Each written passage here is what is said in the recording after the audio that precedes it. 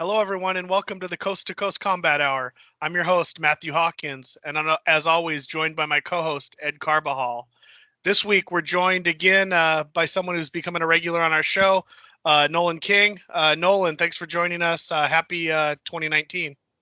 Yeah, man. Happy 2019. Super excited to be here again. It's new year, but the same good stuff that you guys bring to the podcast. So I'm excited to be back on.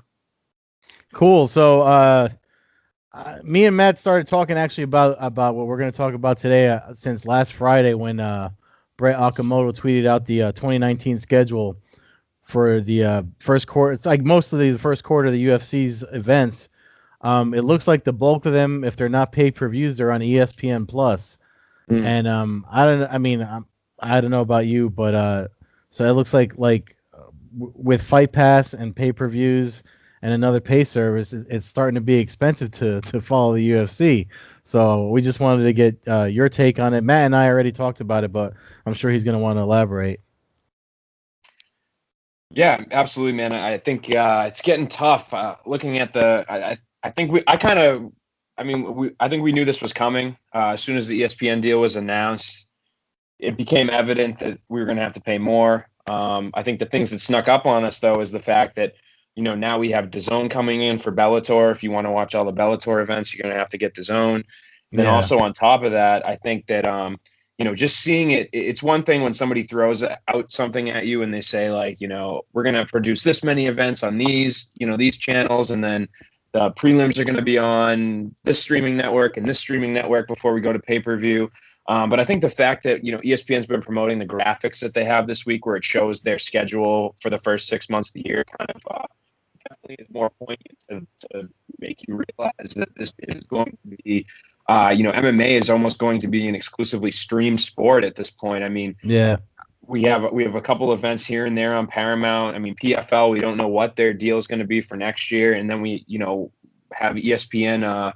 I guess ESPN's going to get, prelims for some of these cards too, but then they're only going to have their main cards for, it looks like 4 events in the first half of the year. And I think, I can't remember if it was 8. I think it was 8 events total for 2019 is what they announced in the press release when they first announced the deal. I'm maybe misspeaking there. You can, if somebody else knows better, you can correct me, but definitely it's going to be it's a lot more streaming than I think we're used to, and that any sports fan is used to.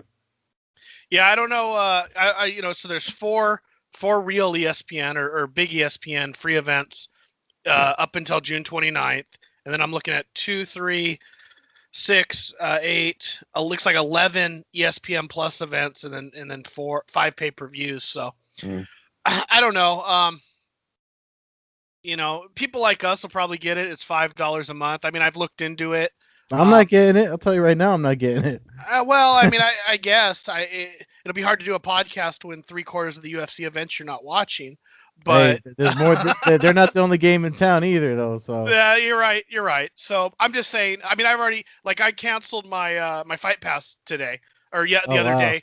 And I'll probably re-sign up for it when an event comes up. But I don't need to watch Island Fights. I used to watch all that stuff. I barely watch Titan anymore.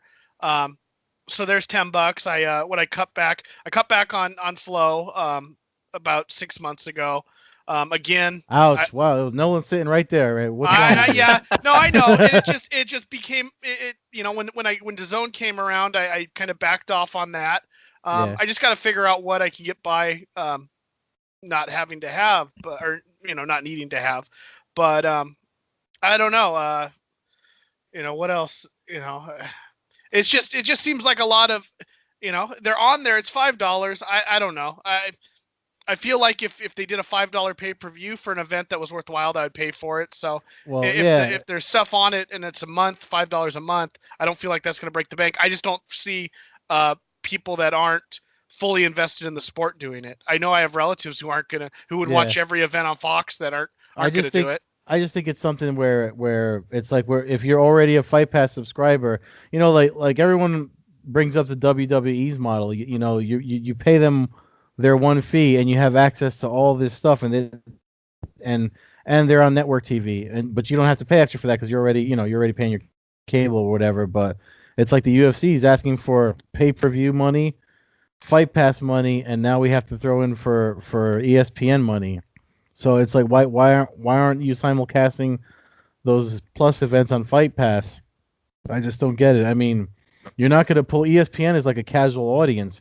You're not going to pull in. I don't see them pulling in casual fans to sign up for ESPN Plus for UFC. I mean, I know there's other stuff on there. I actually don't watch, Big Four Sports or anything like that. So I know you guys do, but I don't know. Maybe you guys can comment on whether or not it's worth it. But to me, I mean, you're already getting enough of my money. Yeah, I mean, for me, like looking at the ESPN Plus, taking Flow Combat out of the equation for a while. If you're looking at, streaming services and the different options that we have provided for us, the big ones are DAZN, Fight Pass, ESPN Plus. Looking at those, I think ESPN Plus out of those three options is probably the most worth it at this point in terms of the value you're getting for live content. Looking at it, I was just looking at this old report that MMA Fighting did when the ESPN deal first got announced, and they're increasing. You're getting 7 more events streamed this year on ESPN Plus than you did on streaming, last year, I think, and then also you're getting 10 events that have 2 more hours dedicated to streaming live UFC fights. So I think that's a pretty good deal for $5 a month. The Fight Pass thing, I mean, Fight Pass is kind of turning into more of a regional hub and a fight library. I'm sure, they're going to have a couple exclusive events a year on there. But I think with ESPN Plus, I mean, you get a lot of different things like, Ariel Hawani, if you're into like his, the different programs that he does, that's on there. And then, like you said, there's all different other kinds of sports on there, college sports. I saw there, like, I'm a big hockey fan. They have some hockey games on there, which is, I didn't even know ESPN had the rights to any hockey games. So that's pretty interesting. So yeah, I mean, DAZN's kind of a different. Honestly, DAZN and Fight Pass are almost more so competitors than I think ESPN Plus at this point. Both putting out top tier regional promotions, and also some of the more, the international promotions are gravitating towards them. And obviously, DAZN has Bellator, UFC Fight Pass has the UFC to a limited extent. But yeah, man, it's getting expensive, like Ed said, and I think that it's getting difficult to decide, as a fight fan, where you're gonna pinch your pennies if you're gonna do that, or if you're just gonna bite the bullet and sacrifice. See, now that you mentioned, I was trying to remember what I did. I actually cut out DAZN too. I looked at DAZN's schedule. They don't have. I mean, I'm going to the next Bellator event, but that's a Paramount event. The Fedor fight. The next, we don't have a Grand Prix fight scheduled. So for the welterweight Grand Prix, so we don't really know when the next strictly DAZN event's going to be. So I just looked at it. They don't have any KSW scheduled. They don't have any Fight Night Global. None of their events are scheduled. So and they're not advertising that stuff that well either. Yeah, no. So I mean, I'm just going through it. I think it's just a point now where you're just going to have to be more aggressive on canceling and resubscribing and looking at, okay, if I sign up today and I get for a month, I get 4 UFC events, or like if you sign up on say January 19th, that takes you you'd get like basically three UFC fight nights on the Plus. Is Daily versus MVP? That's a DAZN event, right? Okay, there you go. So that's but that's okay. So that's the 16th of February. Correct. Okay, so that'll be one. That's correct. So that'll be one that you'll look to do that, and maybe that'll take you into somewhere in March, because I guess Fitch and Rory are supposed to fight sometime in March, although it hasn't been announced yet. So maybe that'll overlap, and you'll get both of those events for a 1 month value. But because I know that they have the Pachanga event here at Bellator. I don't even know the numbers anymore, but it's at the end of March. So maybe there'll be something early March where you get a double up on that one. Yeah, and that's a problem that I've been seeing with DAZN is like they have really good content, but I haven't been able to get that month where I'm like, wow, this is really knocking it out of the park. I mean, when they had the Bellator debut, they had like a long period of time afterwards where there was nothing, and then we had the Bellator Hawaii, which was a big thing and then Canelo was that weekend as well, and then it seems like through now it's like there's not much going on. It's been pretty dead since then. I mean, I know there was a little bit of a run, like you said. You had the Canelo fight, they had the Joshua fight. Yeah. so there was some boxing that was really kind of picking it up, but yeah, like you said, there's definitely a dead zone right now since the last it could Bellator be event. a time of year too. Could be a time of year too. I mean, we're just coming out of the holidays where everyone Very kind true. of just took a break. But the one thing that I did notice is that I think the Zone picked up the most subscribers around the time of that Canelo fight. And actually, the guy that used to run Fight Pass, Eric Winter, he tweeted, because he obviously knows how the streaming business works. Um, he said, everyone's going to jump on these introductory offers where you get your free trial for a week or a month or whatever it is. But then these ESPN Plus, DAZN, all these people, they have to offer something to make people want to stick around.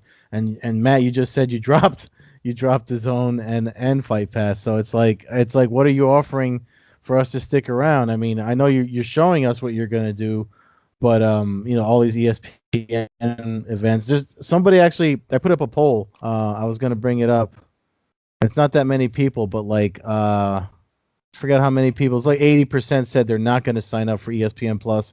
But some of the comments are like, because like the Brooklyn card that's next week, because Greg Hardy's on it, they're going to do it after the Greg Hardy event and stuff like that. So I don't know if that has anything to do with the people not ready to jump in, but I mean.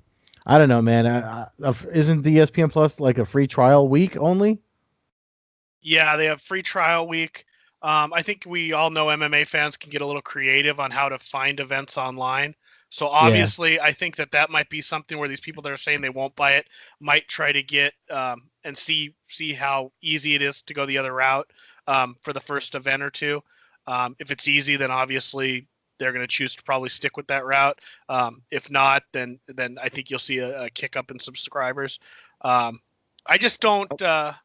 Something else that's pretty interesting too. I didn't mean to interrupt you. Is go ahead. that Jason Floyd on Twitter? He's pretty big into. I don't know if you've ever noticed, like if the UFC's throwing a big event, he'll talk about the bar scene, bar pay-per-view, like how he talks to people in the industry and sees their outlook on the fight, whether it's generating a lot of interest from like a bar owner's perspective. And one thing that's a roadblock I know with ESPN Plus is that they can't show it in bars.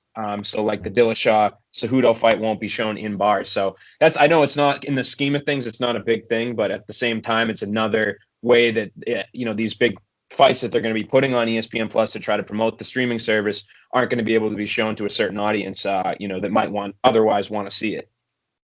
Are you going to that one, Nolan? I'm not. No, I'm going to be. I debated covering it, but just with the Bellators coming up, I just felt like I wanted to kind of not. I don't know. I'd rather save my excursions covering the UFC to a time when things kind of slow down. So I'll be covering CES that weekend, which is having a matinee card on Fight Pass to lead into the UFC Brooklyn. So it's like at 3:00 in the afternoon, right? Yeah. The main card starts at 3 or something, like you said. Yeah. Didn't they add a Philadelphia event today or yesterday? Yeah. So today. That's March 30th or something like that. That's same night as that Bellator event. That's the Larkin Korshkov event for Bellator. So that'll be a busy night. That's a regular ESPN. So that'll be a night where that might be our first time to see regular ESPN against Paramount, kind of the free UFC versus free Bellator. See how that unfolds. So we'll see what they do for Philadelphia. I don't know. I'm really interested. I'm really interested to see how they compare. When we were on Fox Sports, we had kind of a caste system of, you had the big ESPN cards, and then you had the FS1 cards, and you had the Fight Pass cards, and they were all kind of tiered. You knew which ones were going to, obviously the best fights, the biggest cards were going to be put on Big Fox. The FS1 would be a step down with some exceptions when they're trying to promote something or whatever. And then, a step down from that would be Fight Pass. But I mean, I don't know if you guys saw the UFC Brooklyn, the bout order. Very interesting stuff there where, we're getting Cowboy Cerrone on the prelims because they want to put big fighters on ESPN. So I'm interested to see what kind of, if this is going to throw off bout orders, like always, we're always going to have these cards now where there's, a good name, maybe, a fight that would usually be, third or fourth from the top is now going to be in the middle of the card because they want to put it on the prelims, stuff like that, So that's something that's really interesting to me too, is just how they're going to structure the cards going forward. And one thing that's interesting to me that you're just because you're mentioning it and we're talking about it, it's next week. And I don't know. I mean, as somebody that's close to where it's happening, I mean, you guys tell me from what you see online. I'm not feeling any buzz for that first ESPN Plus card, and it's Cejudo and Dillashaw. Like I'm just not feeling that energy for the first fight of the year. What do you guys think? I think it's kind of par for the course with the way the Yeah. UFC's been going lately.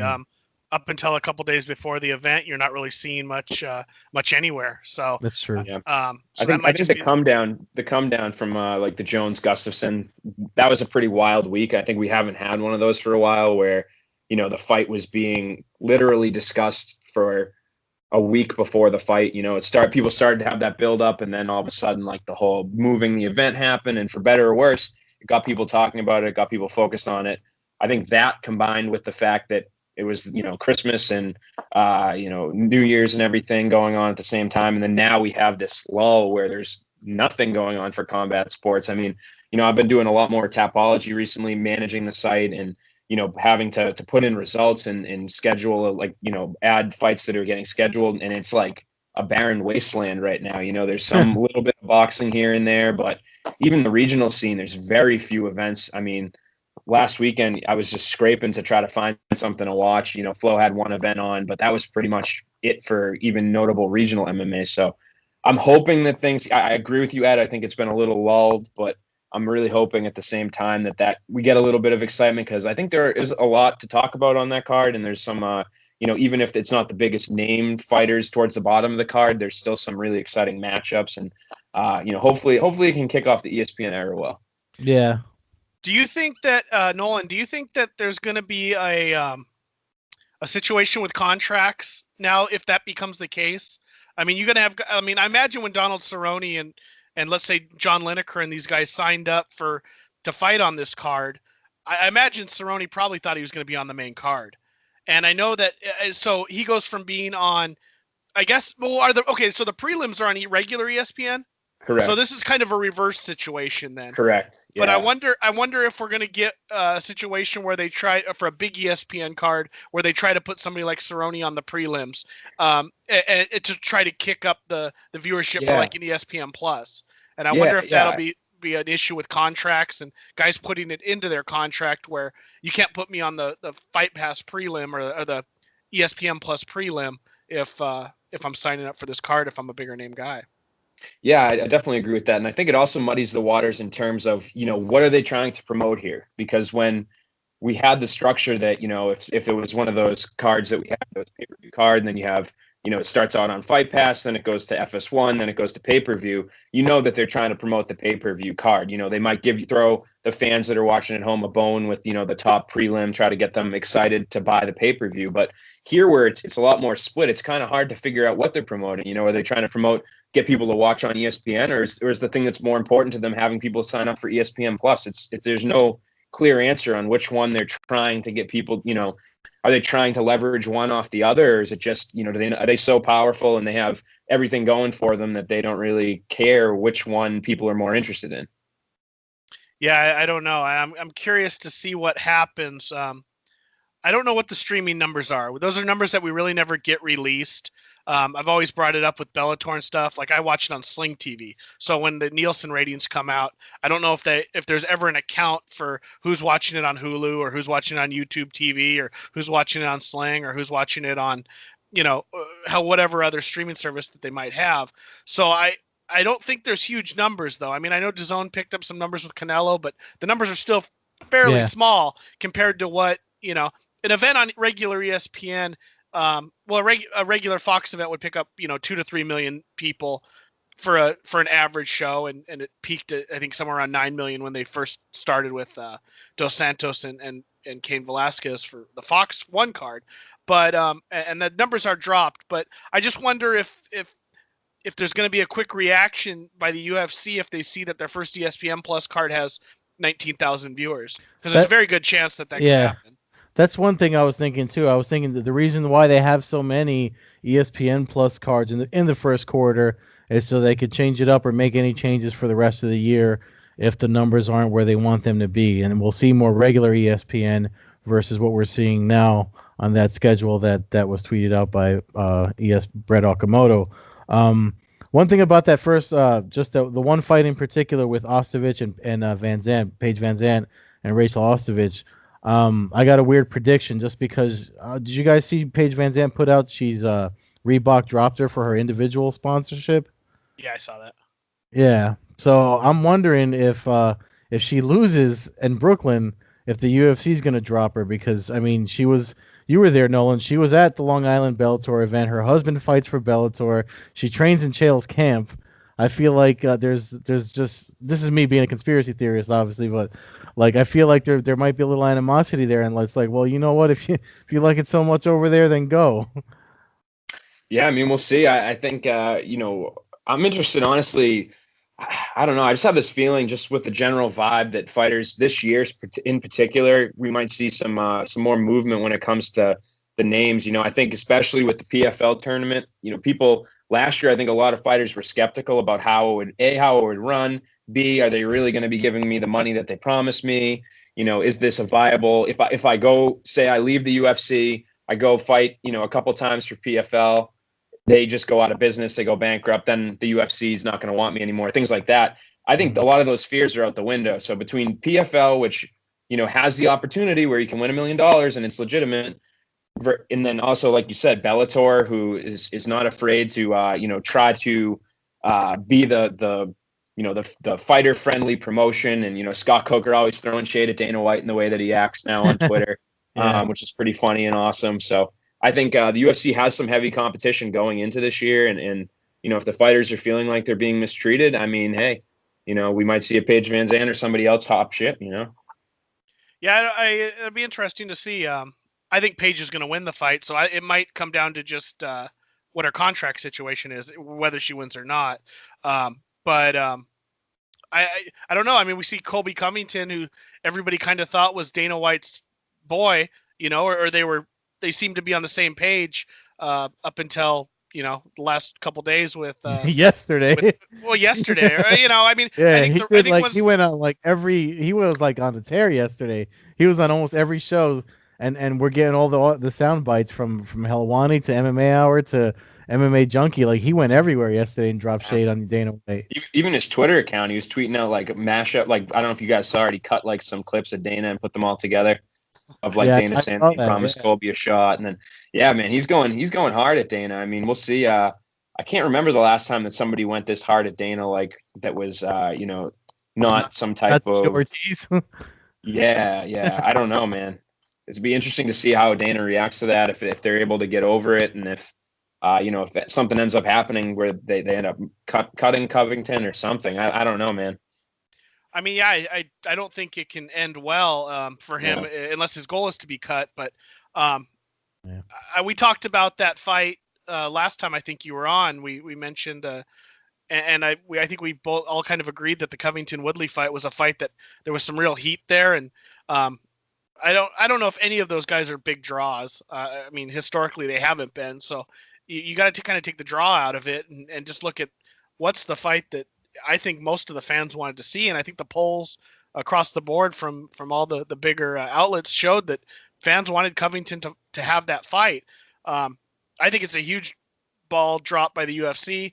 I can't remember who on Twitter mentioned it, but somebody mentioned that you had a chance to have kind of your Floyd Mayweather, in a sense that you had a guy that if he wins, people are going to tune in to watch him get his ass kicked, and then you're just going to have, and you're going to have for the first fight, you're going to have fans tuning in to watch him get his ass kicked.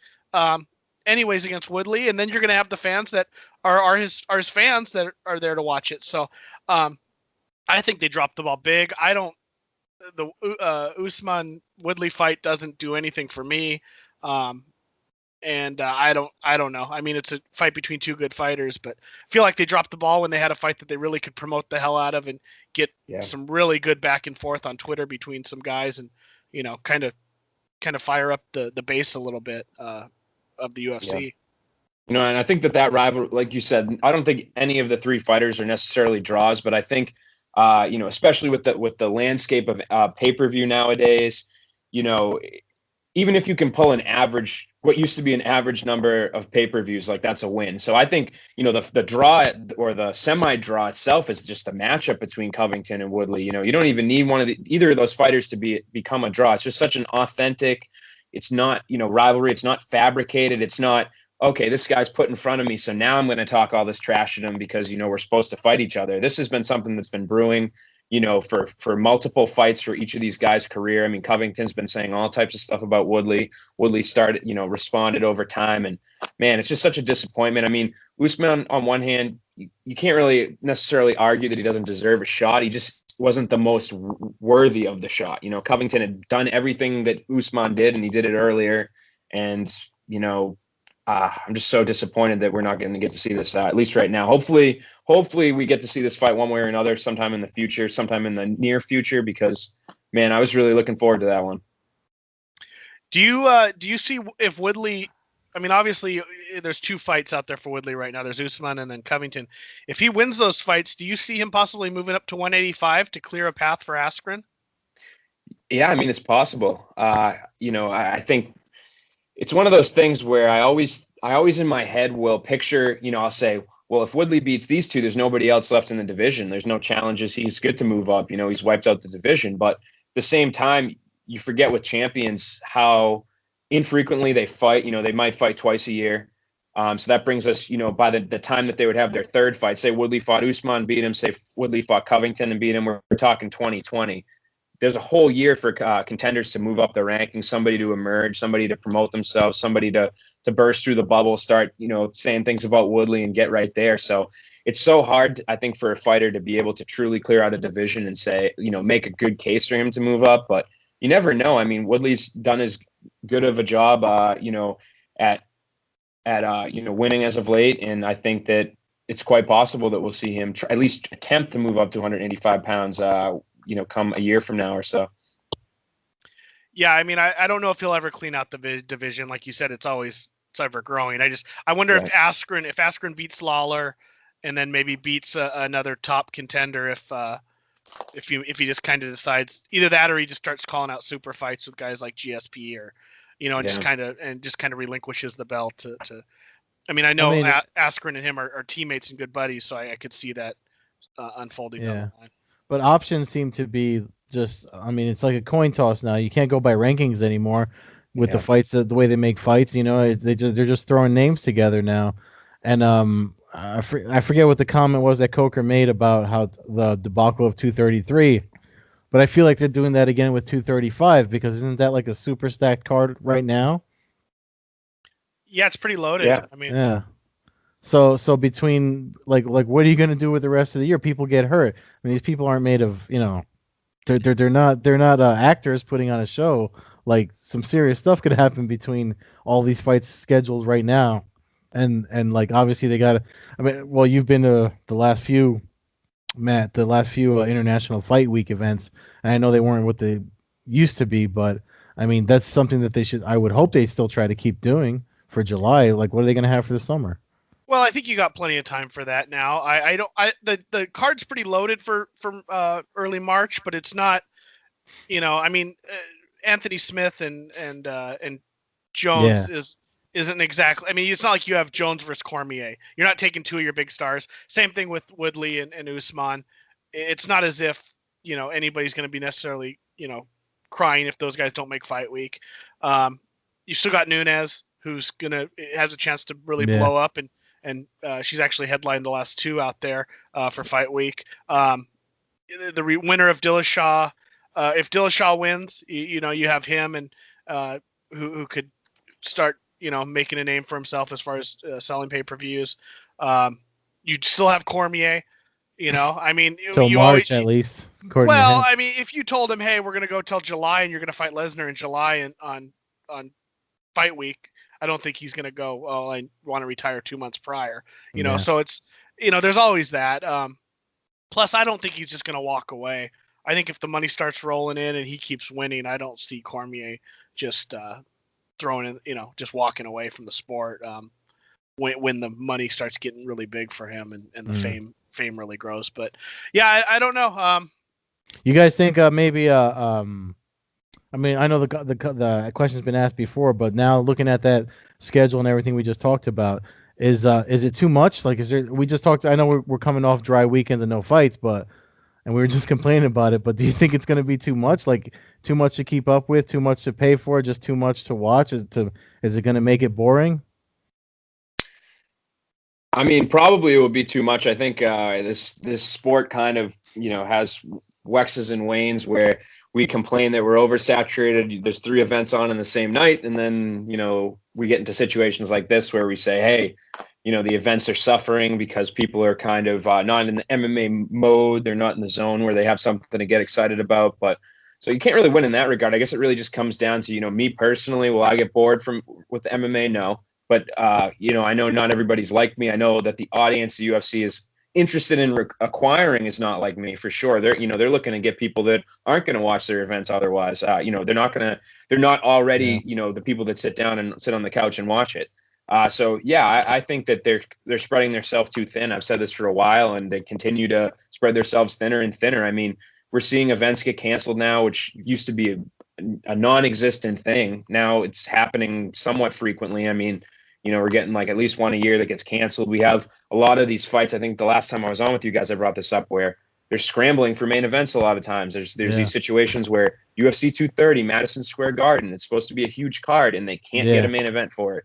So I think that just even eliminating 4 or 5 events a year would make a huge difference. I think the roster, if you look at the fights on each card, I think top to bottom, it would just get a little bit better, one step better. And I think that could go a long way. I just think they tried to grow the sport too quick. They were doing a good job going incrementally improving, and then they just, now it's like adding numerous events on per year. And for me, big fight fan, I love it, but at the same time, I realize that it might not be the best thing for the sport in the long run.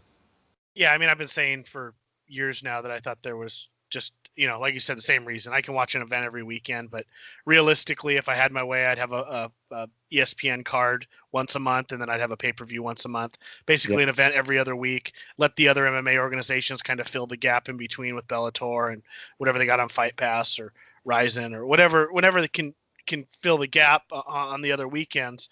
I just think in the long run, we just got to look in the mirror, or UFC needs to look in the mirror and go, yes, you're the number one organization in the world, but not all of your fight cards and not all of your fighters are the best fighters in the world. I mean, we're going to end up with a case where you're going to have, it's basically some of these cards are going to be regional shows with a big name main event.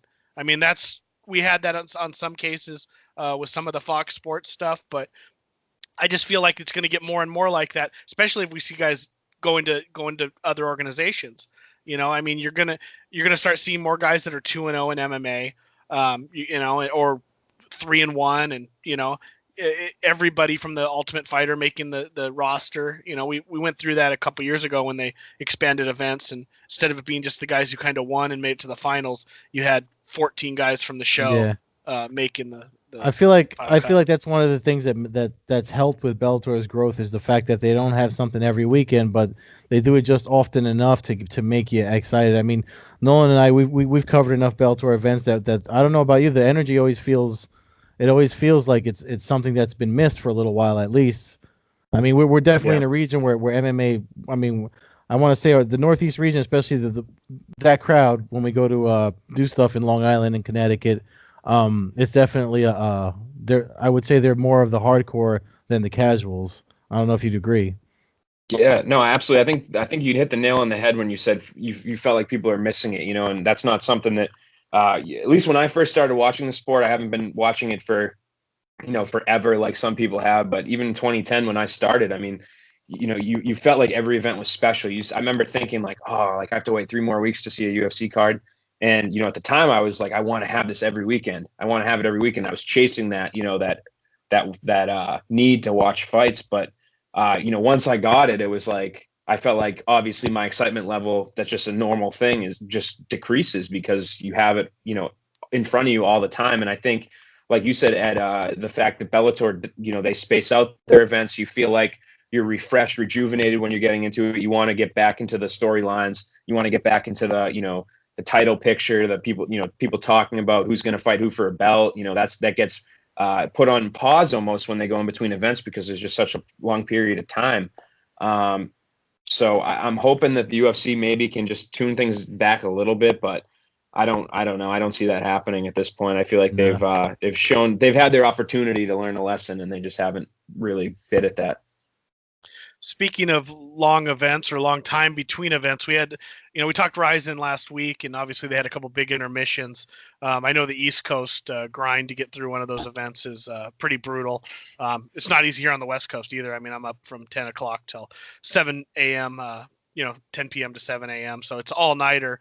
But at least the start's at 10 o'clock to get me kind of going, where you guys are 1 o'clock in the morning before you even get the opening ceremony. I gave my opinions on some stuff. I know that there's some back and forth opinions, but I would like your take on the Mayweather tension fight. I stated I thought it was. I know it's an exhibition, but I stated that they were actually hitting each other. There were real knockdowns. I feel like I've seen enough fights to know that guys can get the chicken legs, especially a guy who's smaller. Maybe it goes back to watching more open weight fights when I was younger and the sport was younger. You'd see guys get just beat down, and I kind of felt like that's kind of what it was. There's a lot of people I respect who have the opinion that it was a total work and there was pulled punches. So I don't get too aggressive on my opinion, but I'd like your take on that. How did you see that fight? Yeah, I mean, for me, I agree with you. I think that if I had to pick a side, I would say that I did not think it was a fixed fight. I did not think it was a work. I think that I can't say for sure. I can't be too adamant one way or another. I leave myself open to be wrong, but from what I was, watching the fight up until the last knockdown, like there was nothing there necessarily that screamed to me, oh, this is some type of work, or it's fixed, or they know what's going to happen, or somebody's going to take a dive. I agree that the last knockdown was kind of odd. I don't think it's something that we necessarily normally see. At the same time, you got to realize that guys are punching each other in the head here. So yeah. If somebody does acts weird or moves in a weird way or does something weird, like could be because they just got whacked in the head too. So I understand where people's skepticism comes from. It wasn't something that we see every day. It wasn't a normal reaction that Tension had, stumbling over backwards into the ropes. But at the same time, I mean, watching the fight leading up to that, it seemed to me that they were throwing real punches at each other. It seemed to me that punches were landing. So, if I'm picking a side, I'm agreeing with you, Matt. I think it was not a work. I think it was a legitimate fight, and that's what happens when a 20-year-old kid fights the greatest boxer, arguably ever. In a fight. That's we shouldn't be surprised. It's a similar thing as when we see. Yeah, it's exactly what you expect. Sorry, it's exactly what you'd expect to happen if somebody that's been boxing as long as Mayweather's boxed. I mean, it may as well have been any of us three in there with him. Yeah, yeah, exactly. Well, I feel like it would be like if Tension went up against Gary Tonin or something in a grappling match. He would make some moves where the jiu-jitsu community would go, what the hell is he doing? He's flopping around like a fish on the ground. He's giving up his back. I mean, it's odd movements when you're in a situation. Plus, I haven't watched all of Tension's fights. I don't know if he's ever been dropped. So, or where he's ever been really hurt. So we get a chance now. This might be the first time where he was actually dazed. He's a little bit of shock and awe of getting knocked down so quickly in front of such a big crowd in Japan over in such a, and it's like, I just felt like he tried to get up too quick. I've been to boxing matches where guys have tried to get up off the mat too quick and fallen back on their face and had the referee call the fight off, because they just didn't have their feet under them. That's why the coaches will tell you, take the 8 seconds, no matter how good you feel, you sit there on the mat, you look up at the ref, you take your 8 seconds and you get back on your feet. I think it comes from part of it comes from anyway, the sports culture, especially when it comes to combat sports over there, having worked events and mixed with real fights is part of their history. So I think that's why it's so easy for people to make the argument for it. Only reason I just looked over at my Before a Fall book and made me think of that. That's been part of their history to mix these set up fights with real fights. So maybe that's where it comes from. But yeah, I mean, it is what it is. There's been some mix of pro wrestling and MMA, but the actual fixed worked fight scene hasn't really happened in the last 20 years or 18 years, so I think that's one of those things where people can always throw that out there. We get it still with Bellator events. I mean, how many people talk about Tito Ortiz and Chael Sonnen being a work, or Tito Ortiz and Shlemenko? That was one. I'm going, dude. Tito Ortiz has got him by 45 pounds. What do you think's going to happen when one of the best MMA wrestlers of all time gets on top of a guy who's not known for his grappling? Yeah, and I mean, this is the people that are hating on this fight to begin with, saying it's a freak show. Why is Rizin doing this? Why are they putting on a 3-round exhibition between a guy that's not a boxer really versus the best boxer ever? I feel like they almost look for a reason to make it even more of a freak show, to criticize it even more. I mean, like you just brought up, I think the one that sticks in my head a lot, very strongly when I think of people accusing situations of being a fixed fight. Chael Tito is a good example, but the other one I remember was Kimbo versus Ken Shamrock. People just complained about that fight. All these guys are old and washed up and they shouldn't be in there. And then when they get in there, they look like old, washed up, the people that they were just describing. So, I mean, you can't have it both ways. You can't say, oh, this is a freak show fight because this kid is not a boxer and he's fighting a boxer. And then when he gets completely outclassed, you say, well, that was weird. That shouldn't have happened that way. You know what I'm saying? Well, then you take, I mean, that's a good example of a fight right there, because people's argument was that Shamrock kind of did a WWE choke, rear naked choke, where he didn't put the hand behind the head. He put it kind of on the forehead. And, but if you go back and look at all of Shamrock's earlier fights, Felix Lee Mitchell at UFC 3, he uses the exact same choke. I mean, it's just a flawed technique that he had. Yeah, he posted out with the other hand that should have reinforced that choke. I don't know why he was posting out with it, but that's what he was doing, and that's why people were saying that. But he's done it's that. Funny. But as soon as we started talking about this, I could see the wheels turning in your head, Ed. I could see like you were like you got the slow-mo analysis going. But it's the same thing he did in his other fights. I mean, it's not it's not something he just did this fight where he's got a history of rear naked choking people with perfect technique, and then all of a sudden, he came up with some. Well, talking about, technique. I mean, it's the same thing. You talked about Chael and Tito. Chael's trying to get that going again with Tito on Twitter lately. I'm actually trying to write something up about it, but more stuff keeps happening. So I want it to be the most updated that I can add in the piece. But I mean, there is something to be said for taking time away from fighting and coming back. Because I mean, I'm not for nothing. I'm older than Chael, so he's not old to me. So I'm just like, it was his first fight back. There's something to be said for time away. And when you come to fight in a new environment and stuff, like look at Caldwell against Horiguchi at the Rising event. I mean, he keeps talking about how he wants to run it back in the cage because he's more comfortable there. I mean, they're mentally looking in a big open ring, in a big open arena. That can make if your mind thinks it's a lot of space, it'll exhaust your body. That's just how the body works, especially when you're in a real fight with somebody.